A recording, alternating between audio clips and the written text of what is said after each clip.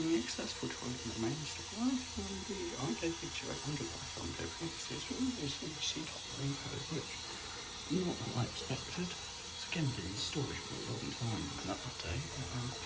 Yeah, pretty didn't expect this at all. That looks a bit dodgy. Nothing else really changed. There's a new full cord system that was gone last time. Sweet used to smell vile, it now smells acceptable. Not the pleasantest, but like fine. It used to be awful though. Still a bodge there. I think that's the original things that were got on it toilet. That wasn't against the walls, but yeah. Don't know what's a doorbell.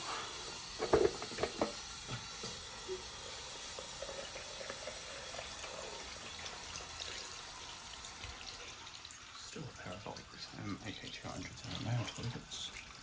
But one sounds really knackered, one sounds pretty much brand new, so obviously everyone uses the closer one.